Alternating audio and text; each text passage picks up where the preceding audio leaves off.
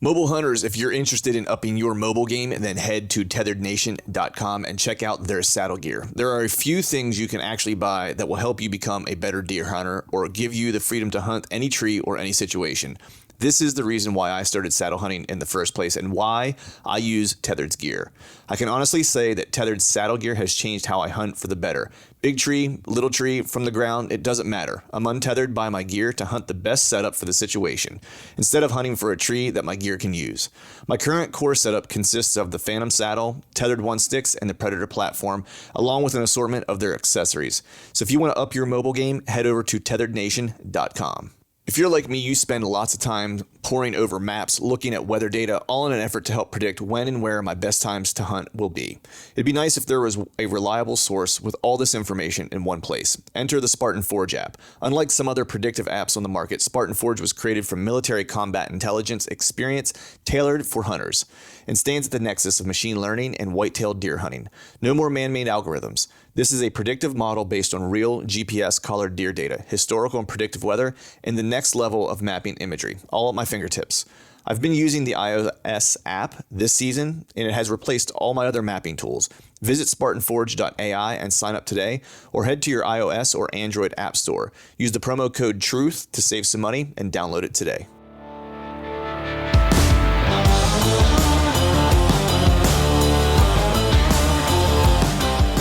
Welcome to the Truth from the Stand Deer Hunting Podcast, brought to you by Spartan Forge. I'm your host, Clint Campbell, and you're listening to episode number 299.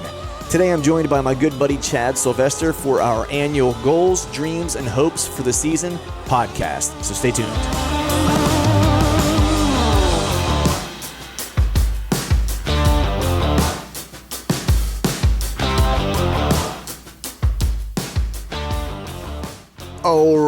All right. What is up, everyone? Happy Wednesday to you. Hope you're doing well. Hope you are feeling fine. And as you are listening to this, as a good podcast host, I did a bunch of work before I left to hunt in Idaho and got this podcast put together and put out so you guys would have an episode while I'm in the mountains of Idaho. So as you're listening to this, I am maybe tagged out, fingers crossed. Maybe I'll be tagged out at this point.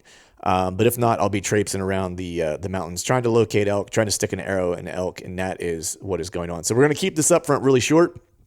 We're just going to kind of dive into things today. Before I do that, though, make sure you head to the truthfromthestand.com website and check out the merch tab, check out the swag that we have, pick yourself up a t-shirt, sweatshirt, whatever it is for hunting camp this season. And then also head to skullbrewcoffee.com and make sure you're picking up your coffee for your travel hunts this year or for hunting camp. We have those pour over packs, which are killer. I'm using those in Idaho right now as we speak to make sure I got the good juice while we're in the mountains, and I got the caffeine required to do the job. So with that, we're going to go ahead and just jump into today's show. Have my good buddy Chad Sylvester on. You know him, you love him, owner of Exodus Outdoor Gear.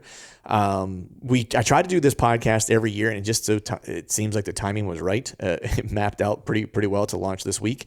I like to do a goals, dreams, and hopes kind of podcast to kind of level set, where we're going to be going, what we're going to be hunting, and then, what our goals are for those trips or those hunts, what our dreams would be, and what our hopes would be. And as you can imagine, Chad and I are pretty reasonable people.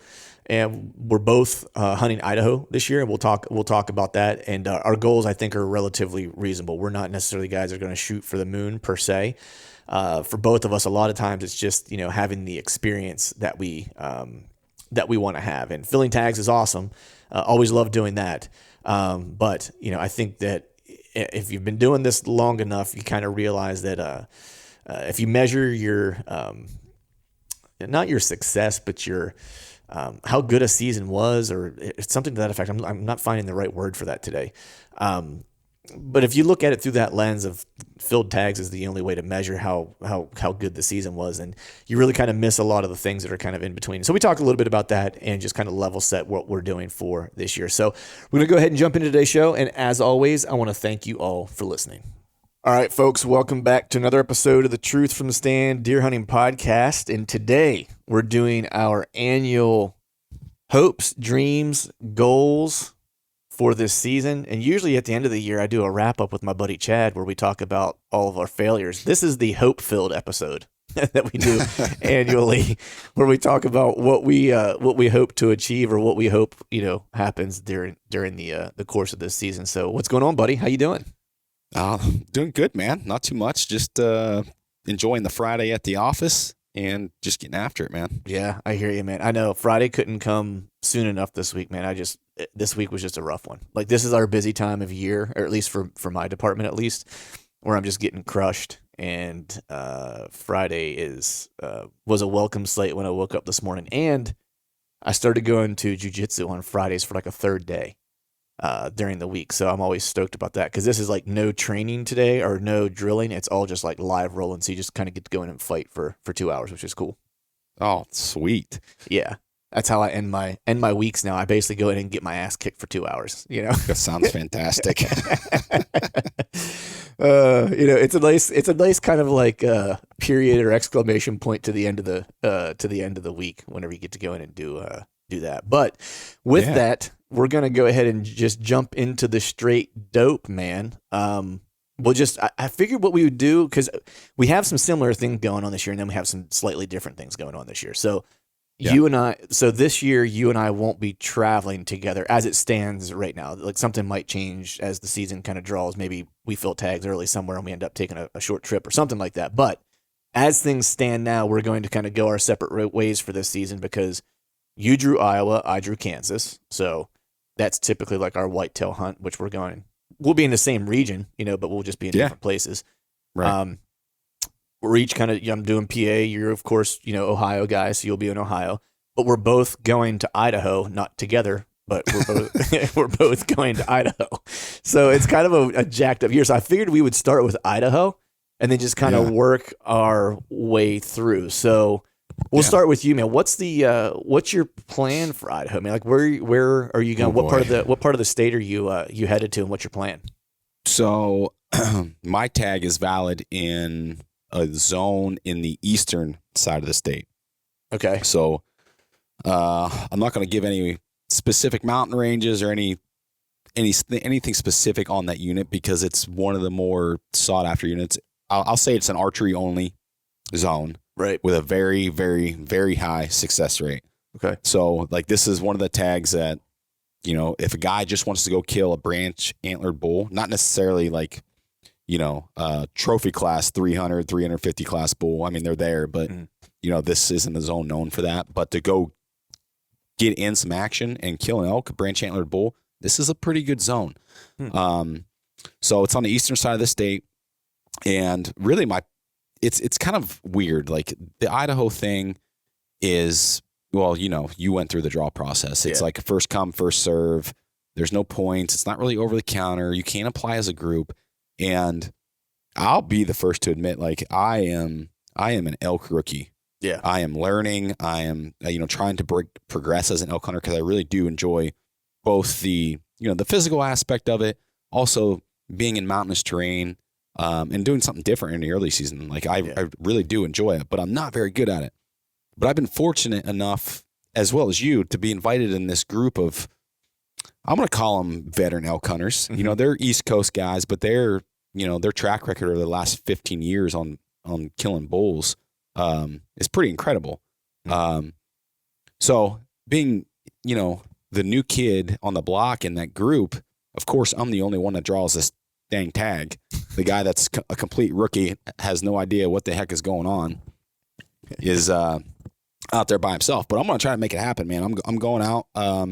I think I'm probably going to start traveling somewhere on September 11th, September 12th, somewhere around that time frame. Okay. And my plan is to stay out there until the season expires, so until the end of the month, to fill a tag. And there is no minimum antler thing goal there for me. My goal is to go in, get some interactions with bulls, like, so calling sequences, getting some encounters, basically learning. Right. The trip I had last year was more of a hiking, camping, dirt bike riding, backcountry exploration trip than it was really a hunting trip, just from the encounters, the sightings. Like, it was pretty minimal. Right.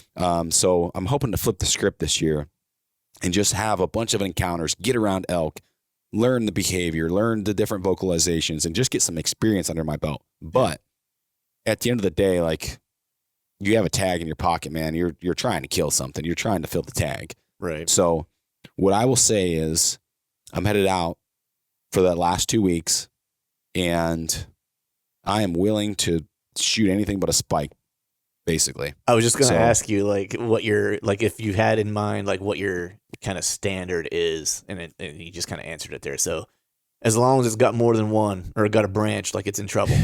That's it, pretty much. Yep. Yeah. Yep. That's awesome. So I forgot you were doing this one solo, right? Like, so you, this is going to be just solo taco. You out there. Are you hiking in? Is it a truck camp, or is it a hiking kind of backcountry camp? Like, there's going to be both. That's one of the things that I learned last year. Like, everybody from the East has, not everybody, I don't want to lump everybody into, the same kind of mentality, but I had a mentality of like, you're going west, you're going into Rockies, you're going into these giant tracts of wilderness areas or public land, BLM, whatever it is, public access. And you think like you're in these remote areas, and you have to hike and carry your gear 10 miles back in and set up camp and stay there for a week, because like that's what everyone thinks of. Right. And I think a lot of time, from what I've learned and read and talked to other people, it's a lot better to stay mobile until you find elk. Mm-hmm. And then when you find the elk, then you can go in and get set up for a couple of days and set up base camp and and hunt. So I think, the approach this year is just to stay mobile. I will truck camp basically until I find an area that has some opportunity in it. And then I'll make a decision if it makes sense to go ahead and hike in and set a spike camp up, maybe a mile away or half a mile away from where I think, where the elk are. Right. I'll do that. But until then, I'm going to stay mobile, stay close to the vehicle, day in, day out type stuff, lots of glassing, lots of locating, stuff like that. Yeah. When I went to Montana there a couple years ago, it was a truck based camp, and we had like wall tents and stuff like that. But where we were at, we were able to kind of drive through the BLM land or BML land, or however the hell you say it, block management land, I guess I would say it that way.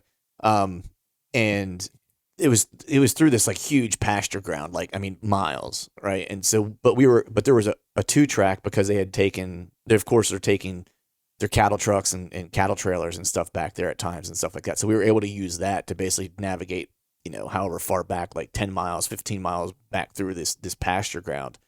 And that's where we ultimately set up camp, was back there, and then from there we could walk in wherever we wanted to walk into and stuff like that. And so we had a nice kind of like base camp. This trip for me is a little bit different. So, I drew, or I won the lottery, however you want to say it, because to your point, there's no points or anything like that. It's just kind of like get in and get in line.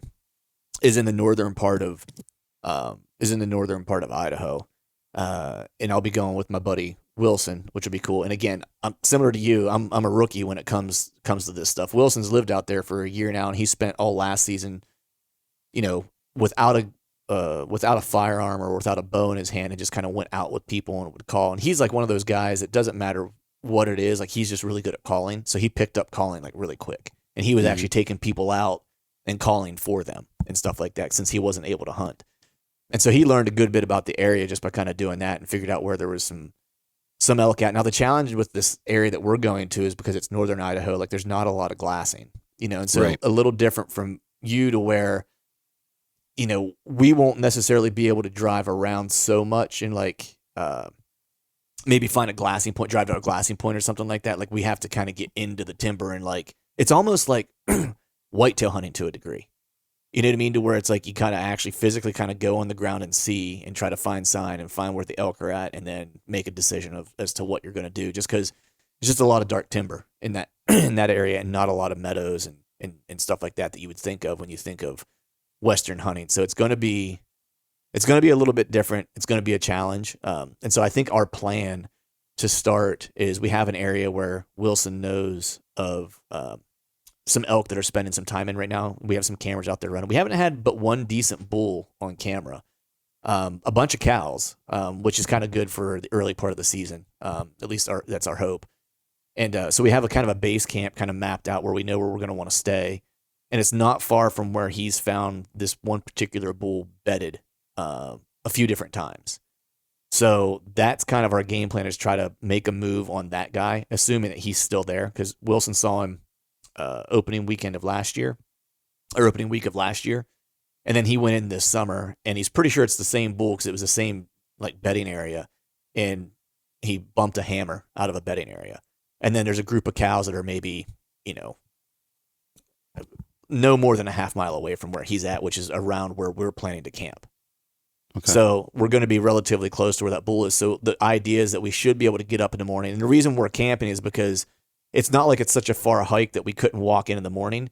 But the way he accessed it last year and the way he accessed it to kind of scout and check cameras and stuff was how he would typically kind of walk in, and you almost have to approach the bedding area from where they're going to toward the side or the edge where he's found like the beds and stuff like that.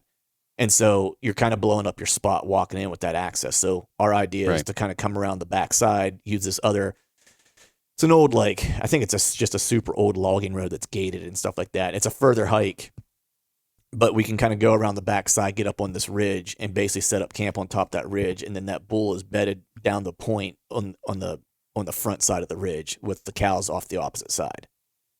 And so that's kind of the plan. That way we basically can get up in the morning, make a quick hike, like opening day, and we can, rip some calls and see if we can just locate, first thing in the morning, and then be able to kind of, make a plan from there. So that's kind of our plan. And then if we don't see elk, or at least don't hear elk and be able to go after elk within like the first 2 days, our plan is similar to you, is just to kind of tear down, get into the truck and start driving and just trying to walk into places and areas that we can glass or areas that we can call into like a couple of drainages and see if we can get one to rip, and then make a plan from there.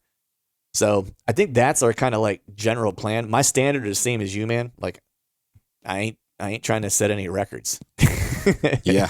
It's like I'm just trying to kill like the first legal bull that I see. I don't have a cow. I don't have a cow tag. I don't believe there's cow tags available for non-residents, at least for this unit. Because this area has been an area that in the past that has had a fair amount of wolf activity, and so the numbers historically have been down. So I don't even know how many cow tags they even give out for residents in that area. And so that's the plan for that. The one kind of added kicker to it is actually we're going to have a camera guy on the trip. It's going to that's sweet. Yeah, that's going to film the whole thing. Kobe Owen, actually, I'll give him a shout out. He's going to be going with us to film it, and going to be, hopefully we get something good. Hopefully it's just not a hiking film. Yeah. You know what I mean? But no, if you guys have done that much groundwork and already have some elk located on the summer pattern, especially with you guys going in, right off the rip in the earlier part of the season, you guys should be in pretty good shape. Yeah, I just want to at least see some elk. You know what I mean? Like I'm kind of the same as you. It's like I'm so new to this. I mean, look, I got a tag in my pocket, like you said. Like I'd love to fill it. But my goal for the trip is, of course, to fill a tag. But I just like, to your point, I just like being out west in the mountains and just doing something different. I love whitetail hunting. It's still my favorite. I would take it over if someone said I could hunt Kansas or Iowa every year, or I could go out west and hunt every year. I'd probably take Kansas or Iowa. That's just me personally. Like I just prefer whitetails. But there is just something about being out in that like just huge landscape and seeing critters that you don't, as a Easterner, that I don't get to see very often, So just part of the goal is just to kind of take it all in and kind of try to just be in the moment and enjoy the 7 days that I'll be able to be there and live like a nomad, man. Live in a tent and be dirty and just enjoy it. Yeah, that's it. Be dirty and enjoy it. What you guys are gonna have to deal with bears a little bit up there, right? Yeah. So it's funny you say that because the last camera pull we did, there was a shit pile of bears on them. So none of the grizzly variety, at least on the camera pool, they were all pretty big ass black bears. Okay.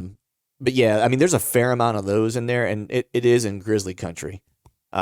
How many, I don't know. I looked to see like what the population was there, and it's not like it's not like you're in Missoula or something like that, or the or the Yellowstone ecosystem necessarily, you know what I mean? But they're around, and so you just kind of have to be cautious and just, there's a pretty healthy crop of black bears just in the area too. So just, you just need to kind of be careful. Not that they're not, like grizzlies where they're, maybe hyper aggressive or whatever, but you certainly don't want to startle one, regardless, like you don't want to startle either variety of them if you can, if you can help it, and surprise them or whatever. And you still have to take the same care of around your camp as far as, hang all your shit, 50 yards plus away in a tree, like all your food, and only have the food on you that you're going to take with you in the morning. Yep. You know what I mean? Like go get it and then start your hike or whatever. Don't cook at camp. Just cook, wherever your food's at 50 yards away.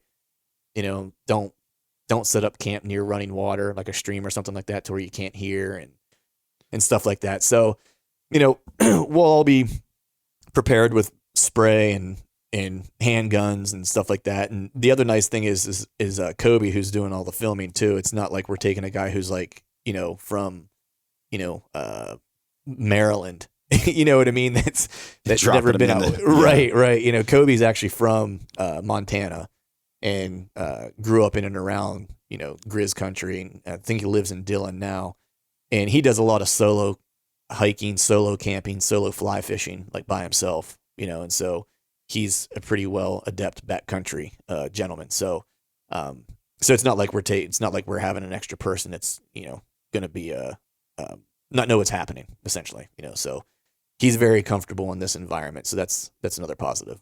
So yeah, absolutely.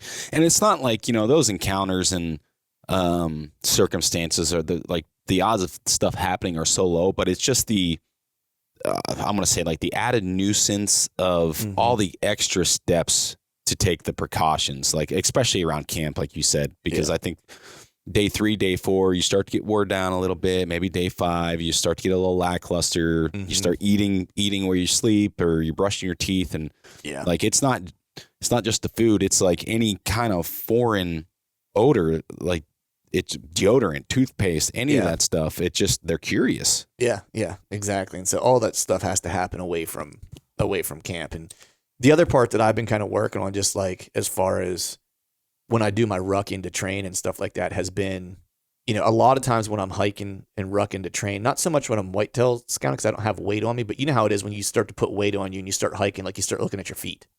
You know what I mean? Yes. And it's just a natural habit, right? And so I've been consciously trying to make sure that like I constantly am picking my eyes up while I'm rucking to like get used to, like, even though I got weight on me and I'm getting tired, like I got to be scanning. You know what I mean? Because you just have to make sure you're watching what's out in front of you, especially this area, because it's not super open. It's really thick timber. And so chances are if you see one, like you're going to probably see them pretty close. You know what I mean? Like, so you just kind of have to keep your eyes peeled and, make sure if you do have a little glassing spot, if you're glassing something, you just need to make sure you take extra time and pay extra attention to the shadows and stuff like that. Make sure, especially that time of year when it's still going to be warmer out, like they're going to look for shadows and water and stuff like that. And all the same things that elk will look for, where we're going to want to go, and those are the places they're going to want to be, because that's where they're going to have shade and where they're going to have cooler temperatures and stuff like that. So you just have to be a little bit more mindful, take a little bit more time, glass a little longer, make sure there's nothing that you missed in the shadows that you end up creeping up on or something like that. So, but to your point, man, it's like I have a better chance of getting into a car accident going to the airport than I do having a bad encounter. Right. So right. All things in perspective. But yeah, man, that's the plan. I'm looking forward to it. Hopefully we both come back with some antlers and some elk meat. That would be cool. Man, wouldn't that be something? We split up one year. We both go to the same state by ourselves and both fill tags. That'd be pretty cool. Pretty cool deal. So then the next phase of the season, I believe, at least for me, because I don't know how you're splitting up your whitetail stuff, but would be coming back home and starting like the Pennsylvania, Ohio kind of marathon, if you will. So like, how's your intel for Ohio this year? Like, are you feeling good? Do you got some prospects? Do you not have any prospects? Like, what's the deal? Well, to be honest, I'm a little bit behind in Ohio. We've been moving and remodeling a house this summer, and I'm really haven't put a ton of effort into Ohio. Specifically because like we open in October and I have all the way till February. Like it's a super long drawn out season. And my, priority with the focus this year is to fill, the Idaho tag. And then also I drew Iowa. So like those are the two kind of priorities for me. So in Ohio, inventory wise, I don't really have any. I have one giant deer I have one picture of. No idea where the deer is. And it's not even at this point, like it's not even a real thing for me. Like somebody could just Photoshop that and send it to my phone. And like, that's the way I'm looking at it, because I know if I get fixated on it, then I'll end up spending way too much time, way too many resources on something that is probably not very tangible. Right. In reality. So I think for Ohio, I probably won't even hunt Ohio until I get back from Iowa, to be completely honest.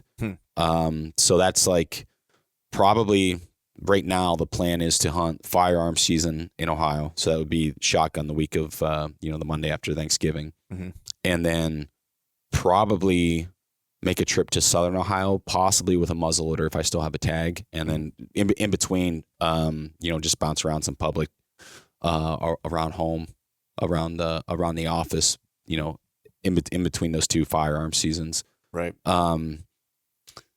Yeah, the goal is to, just to still fill a tag, but there's no set parameters. Like if it's Pope and Young or better in Ohio this year, then I'll whack one. Right. But nothing, no specific deer in mind, no specific chase. There's nothing there Right. for me right now, like on paper. Now, as the season progresses, that is pretty likely to change, to be honest, Right. just with the amount of cameras that are out and things that pop up. And, that third week of October, if the weather's not right and I don't go to Iowa in October, then I'll be bouncing around here trying to make something happen. Just because, it's October. So right. It's October and you're home and you're in Ohio, so that, good things can happen. That's it. So I guess the Ohio plan is subject to change once the season rolls around. But it's going to be pretty fluid for most of 2022 in Ohio. Right. Because you're going to Idaho for the second half of September. So that means you won't get back till around the opener, maybe even a day or two after, Correct. In Ohio. And then if you're planning to get out to Iowa, like third-ish week, weather permitting, Yep. right? Like that basically just leaves you 2 weeks to get back and get caught up. Exactly. From Idaho to pack up and leave again.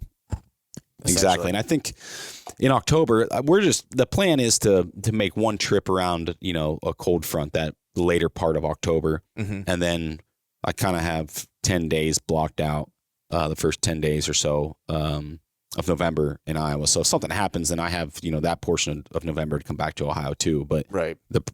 It again, like the back half of Idaho, as long as it takes. And then the coveted Iowa tag is however long it takes. Like, and if that's me going back after the second week of November, then so be it. But yeah, right. It's kind of contingent around that. Right. Yeah. My plans for PA is kind of the same as they always are every year. So the good thing for me is when I get back from Idaho, which I think I get back around the 6th or 7th or something like that. Like I'll be just like 10 days out from my season opening in the special regs unit. So I can kind of get started at least locally. Now, the bad news is like I've got a bunch of good scouting intel from this past year. A couple places that I'm really stoked about that when I scouted it, I was kind of like, got the spidey senses, where, oh yeah, one spot I found some good sign, and I hung a camera, and so it's this little pocket that I've overlooked for probably 2 years now. And it just popped out to me on a map this past winter, and it's like a little cedar thicket area. And I was scouting one day and I was near it and I was like, oh, let me just walk in here and take a quick look and I'll just like speed through it. And if nothing catches my eye, then, whatever, it was worth a quick sachet through. And I got in there and it was pretty thick. And I just started seeing like a bunch of rubs, you know what I mean? Like it was like not anything huge, but just like a lot, And I was like, all right. And I just kind of followed them along, and it just like this little section just sets up with like a bunch of really thick stuff around it, and this like little cedar thicket in the middle of it with a ton of rubs. And I was like, man, this is a great little kind of congregating area that I feel like that's going to just like push deer along this edge. The way the habitat and like all the brush and briars and stuff kind of set up next to it. And so I ended up hanging a camera on the edge of it and made a mock scrape. And I know on that piece of property or that piece of public in general, it's usually always, at least for me in general, like usually most of the good scrapes I find are under beech trees of some sort. Oh, yeah. And so, use the Troy Pottinger method where I found me a beech branch, and hung it on a cedar that was on the edge of that little cedar thicket, made a little mock scrape, put a camera. Now, it's one of the few cameras that I didn't hang high. And I usually hang all of them high, and I didn't hang this one high because I didn't feel like anyone was going to walk back into this area because it's not a nice walk, and it's really, I think, an overlooked spot. Mm-hmm. And so I went back to check that camera, and the card filled up the day before I went back to check it, and I hung it in April, I think, and I would say 75% of all those videos were videos of deer. Oh, wow. Yeah, and there were deer hitting that mock scrape in less than 24 hours after I put it up in April. Dang. So there's a couple bucks that have hit it, just like some youngsters, some scrubbies, you know what I mean? But more than anything, what I was looking for was like, how much traffic does this spot get? Because I'm really looking for a spot that's going to be something good, like toward the back half of October, really, is what I'm looking for. And I think that spot is going to be a dynamite little pocket. I'm anxious once the shift kind of happens. Like I put new batteries in it, changed out the card, and I figure I'm just going to let it sit to that normal time frame that you like, around the 22nd or so of August. I'll probably check it right before I leave for Idaho, and then I should know in general what's going to be around for fall. But I think it's going to be a dynamite like pre-rut and rut little area, like a little cruising spot, is what I think it's going to be. So I'm pretty stoked about that spot. And there's another spot that I hung a camera that I was pretty jazzed about. But the bummer is locally is I don't have a target deer at all. Not even like a couple where I'm like, I'd shoot any one of those three, and I certainly don't have one that's just like a no doubter hammer. So I'm really kind of scratching the bottom of the barrel right now, but not too worried about it until we get a little closer and into September. And then the north, I have a couple good deer. I sent you some pictures of one or two of those. So I know that that's going to be okay. There's some good talent already that's cropped up. And I haven't even done a camera pull. That's basically all from my buddy Tom, checking some of his cams and doing a run by of one or two of mine. And so I think tomorrow, I'm going to go up because the weather's supposed to be nice, and check all those. And I have no doubt I'll have some talent on those to start going after, but that doesn't open until the normal statewide opener. So, and the goal really is as it always is, man, 3.5 years old or older, and Pope and young deer. That's really kind of what I'm looking for on the old Pennsylvania odometer. Yeah, man, that area up north. I mean, when we were up there turkey hunting and / spring scouting, that's a cool spot. It reminds me of some of the stuff that we do in Ohio, big woods, vast terrain, but like the deer there there's so many places they can hide, and so many ways that just to get away from pressure, because it is so vast that they're able to get some age on them. Yeah. And that's always attractive because they grow giant frames and they're big deer, but they're also very difficult to kill. But that's a story that like I am excited for you about, just to follow along, even if I don't get there to go hunt it with you, like just to follow along and see your journey and how it progresses. It's going to be cool to follow along, because this is your second full year up there, right? Yeah. I mean, yeah, because last year I hunted it 2 days. I hunted it, I guess 2.5, because I think I hunted it a day and a half in October. And then I hunted it like maybe it was 3 days, like a day and a half, I think, in late season too. And it was more scouting in late season than it was anything, and checking some cameras and trying to get some, as you and I both like, it's like I was trying to start to build that long-term data, you know what I mean? Of like, what areas popped off, during what what 3-day period, where was that at? Where were they traveling from? Like trying to just get my bearings about me. The nice thing is like, and we'll jump to like the Kansas stuff and Iowa stuff here in a second, but like I'm going to go out probably same time frame you and I went out last year. And so that leaves that first week of November most likely for me here that I can actually get up to the North piece.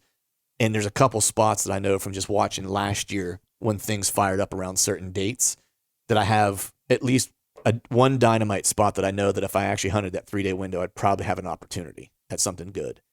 Yep. And that was kind of why I was planning the Kansas trip around that, because I thought I could maybe go up there if I hadn't made anything happen prior to that. That would be a good opportunity. But that camera that we hung that was out in that little where all those rubs were at that you really liked, that was out that like the logging road out to the far end. Oh boy. So it was not the first spot we went to. It was the spot that you really liked that had that Aaron had a camera, but we swapped it out. Oh yeah. Yeah. You remember that spot? Yeah. Yep. So where we wanted to go back and hang a cell camera. Well, we haven't hung a cell camera in there yet, but if you just go out past that, and Aaron and I walked out past that and scouted further past that whenever he and I went up, prior to turkey season, whatever that was, probably March sometime. And it gets really interesting out there. And we saw some good tracks and we saw some like huge scat and a couple scrapes opened up out there and stuff like that. Well, Tom actually went out past that. And I don't think I've sent you this picture. I have to send it to you, but there is a buck that he got on camera out there he's like I think he's a mainframe 8, but he's got brow tines that are like, and I'm not shitting you, like 10 inches long. Oh man, that's incredible. Yeah. Just like stupid. And he's a hammer. And so, I mean, that's, so I know like when I go up to check these cams, it's like, I'm going to have some good talent on camera, because we've done some early pulls already on just some of Tom's stuff in that, and they're not even areas that I would say are prime areas. And we're already kind of pulling, a handful of like really good deer, on these card pulls. So I think it'll be good. We'll see, but got to get you up there one day. Dude, I know. That area that you're talking about, man, that was one of the areas with like the first day was a little, we were up there. I guess it was the first day scouting, not necessarily turkey hunting. It was like a little hit and miss, but then the day that we spent over in that area, I was like, okay, like this is awesome. Like this is the stuff that big woods guys dream of. This is, it looked good. Yeah. And then what I'm really stoked about is that one close to water, because I was talking to Justin Hollinsworth about that a little bit. And like, after I started thinking about it, I was like, man, that's like a little thermal hub right there, which is why all that activity is there. Now it's going to make it hard to hunt because the wind might be, a little unpredictable, but I think if I can stay close enough to the water, I think I can cheat it enough. And I may have to climb higher than I usually want to climb just to try to cheat the wind a little bit too. Yeah. But yeah, so I'm pretty stoked for that. I mean, my goal of goals would be to, I want to do a hopes and dreams at the end here, so we can what our hopes and dreams are at the end.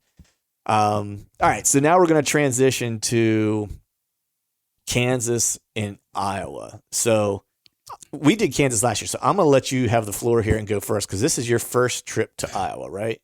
It is first trip to Iowa. So before we even start talking about like your plan or anything like that, like how do you feel about knowing that you're holding a coveted Iowa tag? Well, it fluctuates day by day, to be honest, because there's days you wake up and you're like, damn, like I have an Iowa tag in my pocket, and you think of, you get on social media and you see all the big deer, you see the trail camera pictures, you see the grip and grins, and like everybody's holding giants, and you hear all the stories of guys killing Boone and Crockett deer, and it's like, man, I'm going to go out there and kill Boone and Crockett deer. And then the next day, reality sets in, and it's like, we've hunted enough. You've hunted Iowa. I've hunted enough different states. Like that's going out there and killing a Boone and Crockett deer is not reality. Like It's possible, but the odds of that happening are extremely low. Yeah. Like that's the reality. Now the reality is you can go out there and kill a 140 or 150 or have an encounter with a 140 or 150, and maybe you see a big deer or you have an encounter with a big deer, but like to go out there and set a goal based on that, like do or die on a 170 or better it's not very tangible. Yeah. I think anyone that goes out and hunts Iowa, Kansas, like any of those known for like hammer deer, if you set your goal and and thinking that you're going to go kill a Boone and Crockett deer. Like for most guys, there are some guys that we both know who it's like they could go do it and do it consistently. Yeah. And we know that, you know. But for the normal dude, you know, probably going to leave disappointed if that's like if you have your heart set on that. Yeah. You know what exactly. I mean? And it's not one of those places. I'm stoked for you just to go experience it because it's one of those places where if you've never been before, like the shit you're gonna see during the time that you're there is like things that you may not see any other place in the whitetail landscape. You Right. know. But anyway, so what do you got for info right now? Like as far as your intel, what's your process for trying to figure out what you're doing? Man, we do have some intel. We already have a game plan, a fairly good game plan already really put together. So Cameron at the office also drew. That's right. In the same unit or same zone. So we're going to be hunting together a little bit in October. So in the spring, we were out there doing some content. So we actually took a couple of days and then scouted a bunch of public, walked a bunch of public, hung some cameras. So we have some intel. Like we already have boots on the ground. We scouted a bunch. Cameron actually made a second trip this summer to do some more. So, you know, we've laid eyes on some of the landscape, not all of it, but a good portion of it. We have enough cameras out there that we've gotten some intel, and it's, you know, a bunch of 140s, a bunch of 150s, and sporadically there's a few bigger deer. Right. So there's bigger deer there, but there's enough inventory where like it shouldn't be a problem to have an encounter with a 140, especially with, you know, I'm fortunate enough to where I can kind of make my own schedule and hunt around the best weather days. And if I have to take off on a Tuesday through a Thursday to go hunt, you know, a 2-day cold front, I have the ability to do that where a lot of guys can't. Right. So I'm not necessarily pigeonholed into, you know, just 7 days in November or whatever the case is. So right now the plan is to go out and hunt some of that stuff around the first cold front in the later portion of October. If that's the 18th, then it's the 18th. If it's the, you know, the 27th of October, then it's the 27th of October. So wherever that, you know, wherever those cold fronts land, and maybe it's 2 trips, you know, that's possible. That's possible too. So the plan is to go hunt a bunch of public there, later portion of October with Cameron and I both. So we'll make those couple trips or 1 trip or however many it is together, and then go back in November. So like I have the thing with 2 young kids. Like I'll always be home for Halloween and like trick or treat and do that stuff with the kids. Like I won't miss it. Right. So really, my November doesn't really start probably till the 1st or 2nd. And I have a week there to go bounce around public, and then I also have the second week of November. I have access to a fairly good portion of private if I need it. So we were, you know, through some of the content that we've done whitetail cribs with a few guys there. One of them, Austin Moss, used to run an outfit, and he's kind of gotten out of it now because of his kids are starting to become, you know, 13, 14, and you know, just wanting to spend more time with his family. He's not outfitting as much as what he used to. But if I need to go hunt some private, I have access to some of his private the second week of November. So I have 7 days there on private. Nice. That's basically untouched. I mean, the guy only takes, I think now, like 8 bow hunters the whole season or something. Nice. And that's like four per week or something like that. So if I need access to some private, I have that the second week. I don't know too much. I haven't seen, you know, I haven't laid any feet on it or scouted any of it, but I've again have camera intel on what's there, and there are some bigger deer on the private than there is the public as far as like camera inventory wise so far this year. Right. What would your confidence level be between what you've laid boots on the ground on that public versus that private, just based on your knowledge? Like, would you feel more confident of filling a tag on that private, or would you feel more confident on the public, knowing that you have some knowledge, I guess is one way to say it? Yeah, I would say, well, I'll put it this way. My confidence in the public is pretty high. I would say like I have like 75% odds of getting on something. I really think it's that good. But then also, because I haven't laid eyes on the private or, you know, walked any of it, you know, the intuition about what's going on is not there. But I also know Austin and know his track record and know the deer that his boys kill and the deer that he kills. Right. And they're awesome. So it's kind of, I mean, I'm pretty high on both, but I really do think because of my flexibility in the schedule and the opportunities that I have to go, hunt the best weather days and boots on the ground, and we have cameras out there, that I really feel pretty confident I should be able to kill one on public. Right. Nice. Yeah. So what's your goal headed out there? Like what's your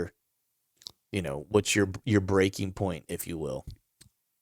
Man, obviously fill a tag, right? But beyond Oh that. yeah. No, I think like if to put an inch metric on it, like I would say like a mid 140s deer, I'm not going to pass up. I had a good friend, not a good friend, but Reese Johnson, a friend or / good acquaintance, whatever you want to call it, draw Iowa. I think it was 2 years ago, and he went into that tag with like the mentality like, I'm in Iowa. He was in a better unit or a better zone. Like he was in, down in that southeast corner. Yep. And he was trying to hold out for, a 160 or better. And his only opportunity came at 140-inch 8-point the first morning. Yeah. And that was the only opportunity that he had. And then in hindsight, he had maybe not remorse or regret, but maybe, I guess, a little bit, about the total experience of Iowa. And I'm certainly not going in with that attitude. Like if I see a 140-inch 8-pointer is a giant 8-pointer, like that deer he's going to get waxed. Yeah. So it's such a cool, I mean, I think that's the best way to go about it. Like you and I always have I know we kind of feel the same way. And I was talking to a dude about this last night where I'm like, when I go to a state for the first time, it's really whatever is a representative animal for that state, and gets me excited. Right. Which is usually like last year when we went to Kansas, for example, like we were both like, man, the first 130 we see, it's getting it. You know what I mean? Like, I don't care if I'm in Kansas or not. Like, I want to hunt one from the ground and do it, And I think it's the right attitude that you're taking going to Iowa, because, you definitely don't want to have that regret. It's not like you just want to fill the tag. Like 140-inch deer, mid 140-inch deer is like, that's a nice buck. You know what I mean? And those 150 pluses, doesn't matter if you're in Iowa or wherever, like they're not, like they don't just jump out in front of you. Right. You know what I mean? I mean, I think, like, to your point towards the end of the episode, the hopes and wishes and the dreams, like everybody has that dream of going to Iowa and killing a giant. Like that's there for everybody. Yeah. But it's not always a measurable, tangible goal. Either. Right. Yeah. Cause I mean, you can certainly see them. It's like when I was there, John had this deer on camera, on one of his cameras on that piece of public, and he was just stupid big. And I ended up seeing him. He's like 100 and he was over 150 inches as an 8-point. Like, I don't know exactly what he was. And that was like, John showed me the picture and John was like, this deer is, over 150, whatever he is as an 8-point. And I actually saw him, and it was just dumb seeing a deer that big. And then I ended up bumping that one deer out of that draw that was like a gargantuan, like the biggest freaking deer I've ever seen. So you definitely get an opportunity to see them, but it's, it's still a cagey animal, man, because they still got to get some age on them to get to that size, dude. So you're not exactly. It's not a 2.5-year-old that's just going to like, oh, hey, what's that over there that I smell? You know what I mean? It's like, it's not going to just lay down and let you kill it. Like it's a hard animal to kill still whenever they get to that age, regardless of where you're hunting them, so I think my goal, man, or my plan is, headed back to Kansas. I drew the same unit, or units that you and I drew last year. Yep. So, I think going into this year, I got a whole lot more intel and a much better game plan than I think you and I had when we went out there last year. You had some boots on the ground when you were turkey hunting. We had some cameras out there. I mean, you ended up killing that hammer in a place you had scouted, you had thrown away because it had so much human sign. You know what I mean? Yep. But, it was still, you had seen good deer the day before, I think it was, and that's kind of what sent you back there. But it wasn't like we walked into that hunt going, I'm going to kill a deer in that spot. You know what I mean? Yeah, it was right. It was a lot of trying to figure it out. And by the end of the trip, we finally kind of found an area that we were seeing numbers of deer, which we weren't really seeing on that trip in general. And we were seeing good caliber deer pretty consistently, like pretty much every day that we were in that one general area.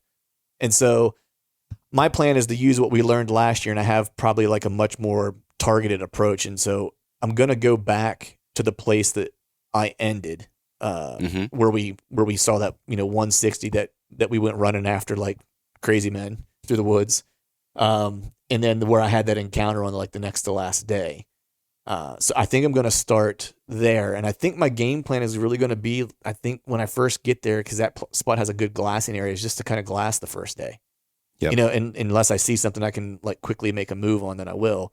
But I think I'm just going to kind of see what's going on, like what the activity is, because I know that area will pop off probably like it did the days that we were there. You know what I mean? And if I just hold out and wait till those handful of days, I'll probably be in the money no matter where I'm at in that little section, Yep.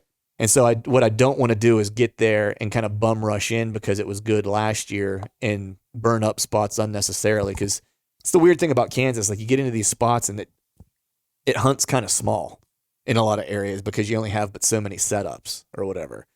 And so I don't want to burn it out, but I definitely plan to make a trip to where you killed your deer and make a hunt in that general area too, because there's good deer that were in there so long as there's not just a pile of people in there.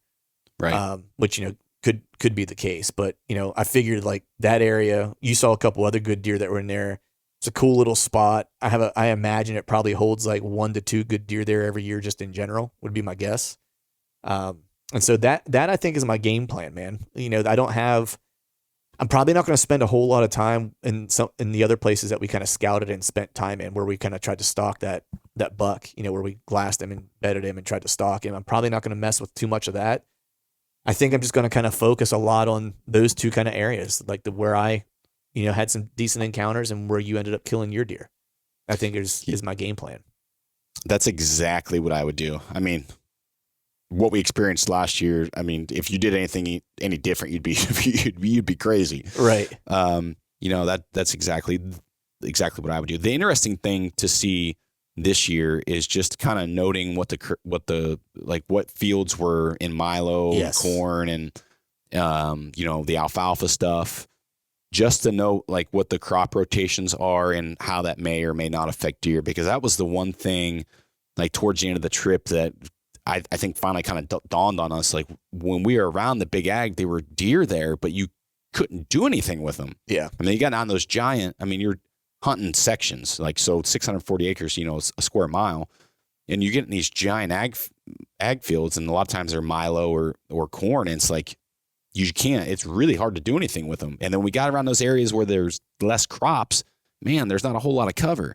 Yeah. It would seem like we had a lot more success that way. Yeah. And you hit the nail on the head, because I've been kind of thinking of that. Like, that's the only thing that will change my plan when I get there, is that if I get there, because the nice thing was that last place we were at, like most everything that was reasonably close was pulled at that point. Yep. And so all the activity we were seeing up on that ridge, and into those draws, and they had to go into those draws or that bottom, because that was really the only place to cover. I mean, they could hang out in the CRP, but they were bumping does and running does and shit. And so that's the only thing in my mind that will change my plan, is if I get out there and it's just like the place is covered up with crops. Even still, right, I'd still give it the old college try. Only because there's that farm that's down there that I know is like they're managing, and so that's at the end of that piece and stuff like that. So it's just, and as I started looking at it on the map too, like there's other spots I want to venture. So when we hiked up that little bluff or whatever it was back to that field that was back there, when we were trying to get back on that first deer that we had the encounter with, like that actually jogs to the left and actually goes to the top of that draw that was lined with all those, I think it was cedars and bullshit that was in there. Yeah. And so I thought that might be a cool setup, or a potential setup back in there as well. And so I might do a little exploring back in there and see what's shaking. But my goal for that hunt is, kind of the same as it was last year. My standards might be just a touch higher, only because I know like what is in and around those two spots that we had spent time in. And so, look, it'll be the first deer I see that gets me excited. Whether it's 130 inches or 140 some inches remains to be seen. But knowing that there are bigger deer there and we have laid eyes on them, I may hold out just a little bit, but we both know that could change whenever one steps in front of you. So, so as I sit here today, academically, I'll say, I know that there's 40s, 50s, and more in that area. We've seen them, so that's what I want to hold out for. But I end up snort weaving a 130-inch deer and like be hard pressed not to sling an MMT at him. just saying. Well, the cool thing about that spot, even if just thinking about that, even if most of those crops are still up, the deer are still going to be there. Mm-hmm. They just more than likely are going to be like less visible, I guess, so a little harder to see. Yeah, and in my mind, and maybe you've thought about this too, but buzzing through there that first day, and if that stuff is still up, like it may just pay to throw a couple cameras up there. Mm-hmm.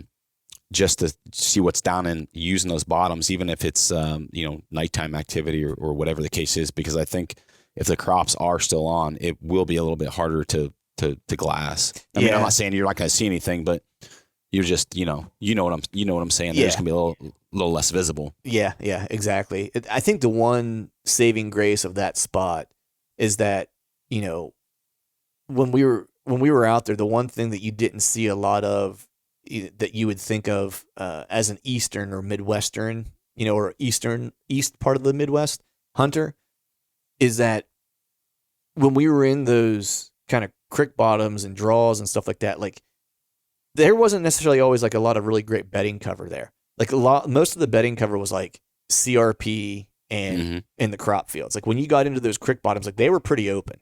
It wasn't like you would think in PA where you're like, or Ohio where you're getting close to like a stream or something like that, and all of a sudden it just gets brushy as hell because it's got water and you get that diversity of habitat and stuff like that. Like that doesn't really happen there very often. And so the one saving grace that one piece has is even if there is crops, that bottom is so freaking thick that it actually still provides like really good bedding cover. So like even if they are spending time in the crops and stuff like that, I still feel like they would bed or they would want to bed in that bottom at some point. So especially if they're plucking does out and pushing them to isolate them. Yeah, that's where they're going to take. I mean, it's clear, like we saw so many run into that cedar thicket, that draw, that cedar draw where it's like I have to imagine that's happens year over. Like it's just every single one that we saw did that. And I'm like, it has to be the case. And then when you get into that bottom, that other side of that cedar thicket or the cedar draw is pretty thick because I was actually in that spot and could see like up into it, and it's pretty gnarly. So, but yeah, that would definitely be one of the places that I would start because it just kind of sets up really nice, almost like a little thermal hub right there. Because it just that where I entered and kind of how I got in there and that cedar draw kind of dumping into that bottom, like it makes sense why all the sign and stuff that was laid down there. So yeah, that should be a good spot. But so the hopes and dreams for this year, man, we'll pivot to that now. So what is your hope for this season? And what is your dream season look like? Well, the hope would be more realistic, and the dream is like right. The hope there is more in line with, I guess, my goals to fill the Idaho tag, and to go out to Iowa and kill a 140-inch whitetail. Mm-hmm. That would be the hope, and then like whatever happens in Ohio happens. Like it kind of is what it is. And if it doesn't happen, then it's, lack of preparation on my behalf. And that's it. Right. But the dreams, man, that's what gets you excited as a freaking whitetail hunter, as a bow hunter in general. Like that's what keeps you going when you're not filling tags, So I would have to say, man, to go out to Idaho, kind of solo and to kill like a 280-inch bull, which isn't big. Like that's like, let me clarify, like the 280 sound. I mean, it's a big bull, but it's not like, it's not giant. Right. Know, but to go out and kill a 280-inch bull at close distance with that thing screaming its head off, like 4 miles from the truck where I have to pack it that far. That is the dream for Idaho. like to go through that experience, both like on the harvest and then also the suffering to get the damn thing out back to the truck. Like I want to experience both ends of that. Yeah. And then, man, to kill another Boone and Crockett deer out of state, like to go to Iowa and kill a Boone and Crockett deer, and that would just be like, that would be off the charts. Yeah. Completely off the charts. Yeah. And then what about dream for Ohio? Do you have a dream for Ohio? I haven't even fell asleep to have a dream in Ohio yet. Finish your house. Yeah. Get moved into that dang house before September 11th. That's the dream for Ohio. That's awesome. That's awesome. I think my hope is probably pretty well in alignment with yours. Like for Idaho, it's really just, I want to have an awesome experience, and and I'd love to kill any bull. That's kind of like the hope, and just, take it all in, that would be, I would be more than happy with that, and would come home a very happy man, just to have elk meat and have that experience of killing my first bull. That would be awesome. For Pennsylvania, my hope is kill a 3.5-year-old deer on public land, or better than a Pope and Young, like whatever it happens to be. That would be, I guess my hope for PA.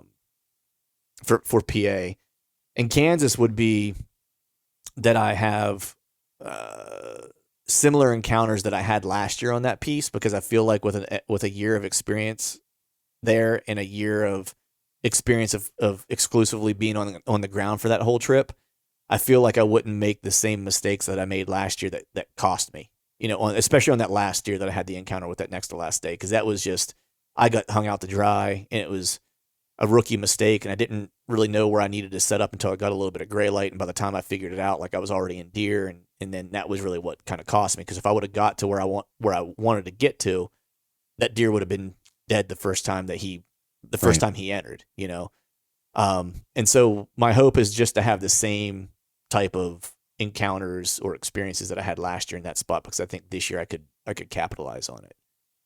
I think my dream would be for Idaho. I don't have like a number of like, a 280 or 300 or whatever bull. Like I would like to kill a good representative bull would be, well, no, let me take that back. I'm lying. My dream would be to kill that bull that Wilson has seen, because like, Wilson's seen him twice, and Wilson's like bound and determined to like have me kill a bull. Like he is like actually stressed out over it. he's like, I want you to kill a bull so bad, and he's like, and so my dream would be to kill that one, because Wilson's like, he's no joke, dude. He's like full on, big brows or fronts or whatever the hell they call them on bulls. He's like in pretty giant whale tails on him. So he's a representative like dark timber bull for northern Idaho, like those ones that stay lost for a while and get big, and so it would be a dream to kill that one. And then, Wilson's going to be with me, and we're filming it, so that would be awesome. But then he's got a couple buddies too that like he just has a good group of guys that they've already kind of said like, hey, you guys get something down, like we want to be the first phone call. We're coming in to help pack out. And so we have a whole crew of guys that want to come in and just kind of help pack out. They're like, we don't care what time it is, morning, evening, like call us. We will be there, and we will hike in wherever it's at and help you guys get that bull out. Because apparently there's a thing they do in Idaho that Wilson was telling me about, kind of like what they do in the Midwest. Like at Casey's, you kill a 180-inch deer in Iowa, you drive to Casey's with the tailgate down, and let it hang out. They do the same thing in Idaho, where there's like a diner Wilson was talking about, where you kill a bull, people go there and let the rack hang out the back of the truck, and you just stand there and hang out all night, and people drive by and see it and pull in, and they come talk to you, and they want to hear the story of how the bull got killed. That's cool. Yeah, and I was like, and I want to do that. I was like, I want the colloquial kind of like real deal, like cultural experience of the whole thing. So that would be my dream for Idaho. For Pennsylvania, it would be to kill one of the big deer that I've had on camera either this summer or last year that I know is still alive in the North Piece. Either that, or the freaky buck that I had on camera here last year that I chased last year that I'm not sure still alive locally. One of those two things. That would be my dream for Pennsylvania, because either way, any of those deer would be something to write home about for a Pennsylvania public land bow hunter. Oh, hell yeah. So that's kind of my dream for PA. My dream for Kansas is to I want to go out and I want to Sylvester it, dude. That's what I want to do. That's what I'm calling it now. I'm going to pull a Sylvester. I'm going to just go out of state and I'm going to shoot a giant at 5 yards on the ground. That's what's happening. No, but that would be my dream, would be to kill a giant, in Kansas on the ground, in kind of open country to a degree, like where it's me in a ghillie jacket in a CRP field, where I don't have a lot of cover and I'm having to blend in and I get the opportunity. Maybe I'll rattle him in. Maybe he responds to the decoy or whatever. But that is my dream for Kansas. And then, and part of that is to maybe get it on film, because my brother-in-law actually, since I'm going on that trip solo, he might actually take that time off and actually go with me and just film the whole thing. Dang, man. That'll be cool. Yeah. So, he hasn't taken a vacation in a long time. He has a small business, and, we were talking last night, and he's mentioned it in the past, and as we were talking last night, he's like, hey, I'm serious. He's like, I'm due some time off. I haven't had any time off in a long time. He's like, I want to take that week, whatever it is. He's like, and I just want to go out there with you, and I just want to film. He's like, so long as it's not going to mess you up. He's like, if you think it's going to screw you up, then I don't want to go. He's like, but if I can do it, he's like, I want to go along and just film the whole trip. So that'd be freaking baller. Yeah. So that might happen. We'll see if that pans out or not. But yeah, man, those are my hopes and dreams, buddy. I think we both have really cool seasons coming up, man. Yeah, dude, it's another exciting year. It's like there's always something exciting, but I guess the elk thing, both of us doing that kind of in the same state, but like with two different units kind of on our different paths, I guess. That's going to be cool to watch play out. And then like you can't do any better than going drawing Kansas and drawing Iowa. Like it's the coolest thing in the world. Yeah, exactly. And then next year we will link back up for our whitetail excursions. That's it. And figure out what we're gonna do. What we're gonna do from there. What the next state we try to conquer is. But that's it, man. Yeah, man. So before I let you go, dude, let people know what they should be checking out with Exodus. What's new, what's shaking there, what people should be aware of, what they should be watching, what they should be listening to, what they should be products they should be interested in. Yeah, man. We released an arrow line, which I know that everyone listening to the show knows about, but we released that about a month or so ago, and we've actually just about sold out of. We ordered what we thought was a year of inventory, because everyone knows us kind of as a camera company venturing into this arrow thing. There was a little, not necessarily uncertainty, but we felt like there would be a little bit of kickback, like people saying like, "Oh, stay in your lane. Like, you're a camera company. Why are you doing this or doing that?" And it's been like the total opposite. So we actually had to reorder 2 weeks ago because what we thought the inventory that we purchased that we thought would last us the year lasted us about 6 weeks. So wow. It's been, yeah, we were a little off on that. A little off on the forecast. Well, that's a good, I mean, it's not good. It's a good way to be off. But it's there's worse problems to have. So yeah, well, fortunately the supply chain's vertical enough where we have a lot more control over some of this stuff. So it shouldn't really be a problem. That stuff will be in here in another couple of weeks. But right. Yeah, the arrow stuff's going great. A ton of positive feedback. People are really appreciating the just the craftsmanship and the thoroughness on the builds that that we're going through, the consistency that they're getting on Aeroflight. So be sure to check that stuff out. The Exodus MMT, that's a 246 shaft that we launched. Right now, we just started working on some 204 stuff and some other new products, new cameras. Man, like the pipeline right now is deep with stuff that needs finished up.